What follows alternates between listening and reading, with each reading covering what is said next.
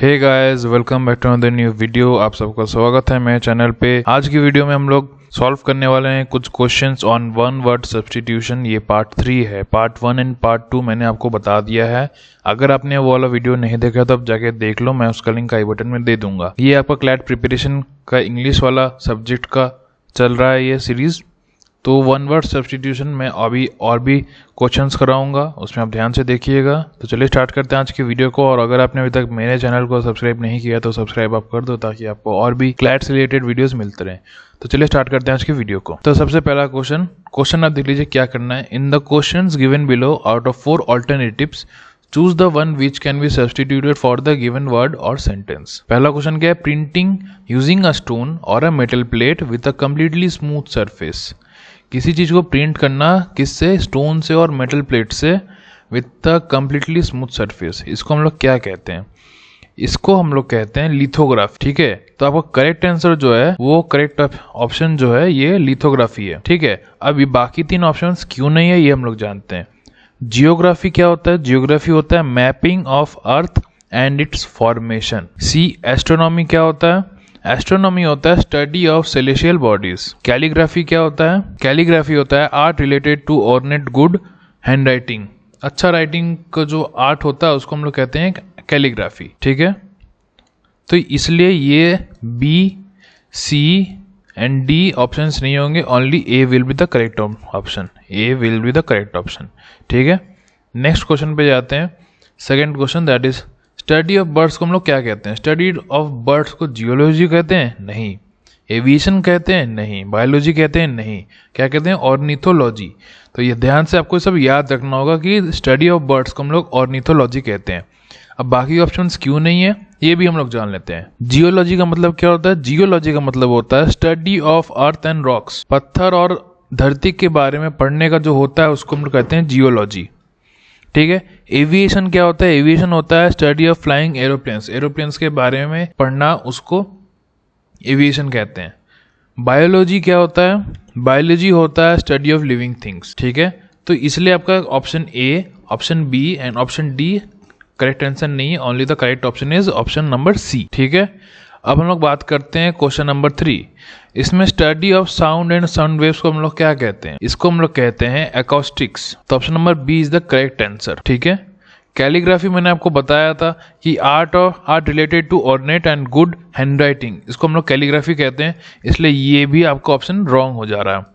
ठीक है, अब इकोलॉजी में बात करते हैं। इकोलॉजी होता है study of the relation between organism with their environment. किसी भी ऑर्गेनिज्म का उसके इन्वायरमेंट के साथ जो रिलेशन होता है, जैसे human and with the environment, जो रिलेशन होता है उस रिलेशन को हम लोग कहते हैं, उस रिलेशन के स्टडी को हम लोग कहते हैं इकोलॉजी। ठीक है, पर यहाँ पूछा क्या? Study of sound and sound waves. तो एकॉस्टिक आपका करेक्ट आंसर है। और अगर हाइड्रोलिक्स का बात किया जाए तो हाइड्रोलिक्स होता है study of the law of flow of water and other liquid. Fourth question पे आते हैं। फर्स्ट 1, 2, 3 में आप देख लिए क्या क्या आंसर है। सेकेंड नंबर में सी आपका करेक्ट आंसर है, सी।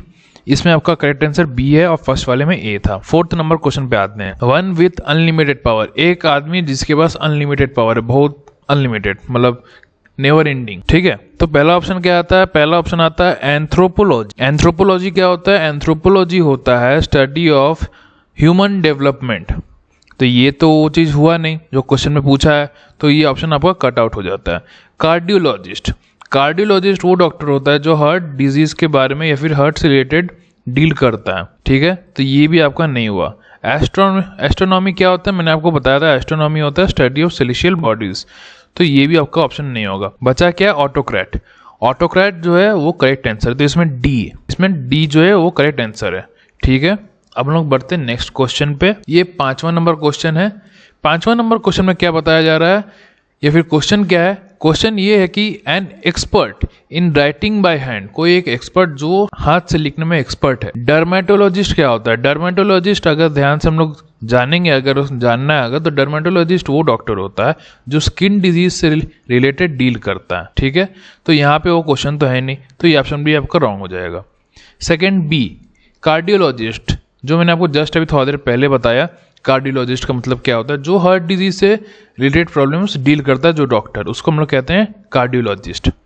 काइरोग्राफर जो है उसको हम लोग कहेंगे an expert in writing by hand. ये आपका करेक्ट आंसर जो है काइरोग्राफर है, ऑप्शन नंबर सी। डी क्यों नहीं? फिलांथ्रोपी क्या होता है? फिलांथ्रोपी अगर आपको पता है क्या होता है तो आप कमेंट सेक्शन में आप मेरे को बताओ कि फिलांथ्रोपी का मतलब क्या होता है। फिलांथ्रोपी का मतलब होता है लव फॉर मैनकाइंड। अब हम लोग बढ़ते हैं नेक्स्ट क्वेश्चन पे। इसमें तो आप जान लिए आंसर क्या है। आंसर इसमें जो है वो है ऑप्शन नंबर सी, ठीक है, डी नहीं होगा। अब हम लोग बढ़ते हैं छठा नंबर क्वेश्चन पे। क्या क्वेश्चन है? One who walks at night, जो रात में वॉकिंग करता है उसको हम लोग क्या कहते हैं? तो इसमें क्या क्या ऑप्शन है? पहला आता है नॉक्टैम्बुलिस्ट। ये आपका करेक्ट आंसर है क्योंकि इसका मतलब यही होता है कि one who walks at night, ठीक है। ये आपका करेक्ट आंसर है। बाकी सब करेक्ट आंसर क्यों नहीं है ये हम लोग जानते हैं अब। डी जो है ऑर्थोडोंटिस्ट, ये जो है ऐसा डॉक्टर होता है जो दांत वगैरह को स्ट्रेट करता है। तो ये भी आपको नहीं पूछा गया क्वेश्चन में, तो ये ऑप्शन भी आपका रॉन्ग हो गया। सी क्या है? गायनेकोलॉजिस्ट। गायनेकोलॉजिस्ट जो है वो डॉक्टर होता है जो फीमेल रिप्रोडक्टिव सिस्टम से डील करता है, ठीक है। तो ये आपका ऑप्शन भी रॉन्ग हो गया। आइकोनोक्लास्ट। आइकोनोक्लास्ट क्या होता है? आइकोनोक्लास्ट होता है कि one who is violently against established belief and tradition. कोई एक ऐसा आदमी जो कोई एक पर्टिकुलर बिलीफ या ट्रेडिशन जो एस्टैब्लिश्ड है ऑलरेडी, उन लोग के अगेंस्ट, बहुत violently against that particular belief और ट्रेडिशन, ठीक है। तो इसमें ऑप्शन नंबर बी भी नहीं होगा। करेक्ट ऑप्शन क्या है? करेक्ट ऑप्शन है ए, ठीक है। अब हम लोग बढ़ते हैं 7th नंबर क्वेश्चन पे। 7th नंबर क्वेश्चन में क्या पूछा है? One who doesn't consume alcohol, कोई एक ऐसा आदमी जो अल्कोहल कंज्यूम नहीं करता। तो इसमें क्या है? सोमनम्बुलिस्ट। अब सोमनम्बुलिस्ट क्या होता है? सोमनम्बुलिस्ट का मतलब होता है कोई एक ऐसा आदमी जो नींद में चलता है। नींद में चलने वाले को हम लोग कहते हैं somnambulist, one who walks in sleep. तो ये आपका करेक्ट आंसर नहीं है। तो जो भी मैं आपको बता दे रहा हूँ कि जो भी करेक्ट आंसर नहीं है, तो ऐसा हो सकता है कि वो सबको क्वेश्चन में डाल दिया गया है, वो सब करेक्ट आंसर हो। इसलिए आप सारा जो भी वर्ड्स इसमें मैं दे रहा हूँ सबका आप मीनिंग साइड बाय साइड आप लिख लो, ताकि जब आप याद करने बैठोगे तो सब कुछ याद करोगे आप। इससे आप ही का फायदा होगा, ठीक है। मैं आपको वर्ड बता दे रहा हूँ और मीनिंग भी बता दे रहा हूँ। वन वर्ड सब्स्टिट्यूशन में जो फुल होता है कि क्या चीज सब्स्टिट्यूट हो रहा है। ये जो one who doesn't consume alcohol, ये पूरा लाइन को एक वर्ड सब्स्टिट्यूट करेगा। ये कौन है? टीटो टेलर। ये आपका करेक्ट आंसर है, टीटो टेलर। बाकी ऑप्शंस क्यों नहीं है? कार्डियोलॉजिस्ट मैंने आपको 2-3 बार बता चुका कार्डियोलॉजिस्ट क्यों नहीं है। कार्डियोलॉजिस्ट वो डॉक्टर होता है जो हार्ट रिलेटेड डिजीज से डील करता। अब लास्ट में क्या आता है इसका ऑप्शन? लास्ट ऑप्शन क्या आता है? क्रेडुलस। अब क्रेडुलस आपको नया वर्ड लग रहा होगा कि क्रेडुलस होता क्या है। क्रेडुलस का होता है मतलब कोई ऐसा आदमी जो दूसरे पे आसानी से भरोसा कर लेता है, बिलीव कर लेता है, ठीक है। तो ये आपका ऑप्शन भी रॉन्ग हो गया। नेक्स्ट क्वेश्चन पे आते हैं 8 number. Someone who loves collecting books. इसका मैंने आपको फिलांथ्रोपी मैंने बता दिया मीनिंग क्या होता है, लव फॉर मैनकाइंड। फिर मैंने जस्ट अभी मैंने बताया टीटो टेलर का मतलब क्या होता है। तो ये दोनों ऑप्शन आपका कट डाउन हो जाता है, ठीक है। पैट्रियट का मतलब क्या होता है? पैट्रियट का मतलब होता है जो कोई भी आदमी अपने देश से बहुत प्यार करता है, who loves his country, तो उसको हम लोग कहते हैं पैट्रियट। तो ये आपका ऑप्शन भी रॉन्ग हो गया क्योंकि क्वेश्चन क्या पूछ रहा है? क्वेश्चन पूछ रहा है कि someone who loves collecting books. तो ऑप्शन बचा भी क्या है? बिब्लियोफिल बचा है। आपका करेक्ट ऑप्शन भी यही है, option number A is the correct answer, ठीक है। अब 9 नंबर पे आते हैं हम लोग। 9 नंबर पे है वन हु हेट्स वुमेन, जो वुमेन को हेट करता है।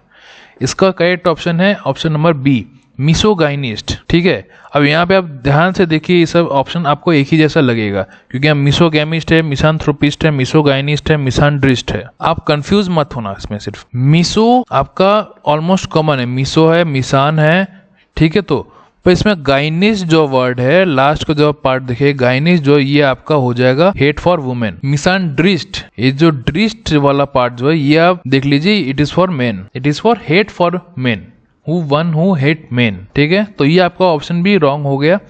तब भी मीनिंग इसका तो मैंने बता दिया। मिसैंड्रिस्ट का मतलब क्या होता है? मिसोगैमिस्ट का मतलब होता है जो शादी को हेट करता है, marriage. One who hates marriage, that person is called misogamist. And misanthropist क्या होता है? मिसानथ्रोपिस्ट होता है one person who hates mankind, love for mankind, one who hates Mankind.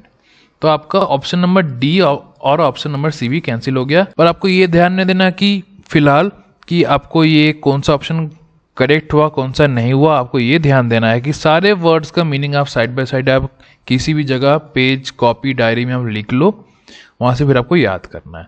Last question पे आते हैं आज के वीडियो के। तो यहाँ पे क्या लिखा है, one who loves to speak. Patriot तो मैंने आपको बता दिया था, जो अपने देश से बहुत प्यार करता है, तो यह ऑप्शन भी आपका रॉन्ग हो गया। ठीक है। मिसोगैमिस्ट, अभी मैंने जस्ट आपको बताया मिसोगैमिस्ट का मतलब क्या है। मिसोगैमिस्ट का मतलब है जो कोई भी आदमी मैरिज को हेट करता है, one person who hates marriage, that person is called misogamist.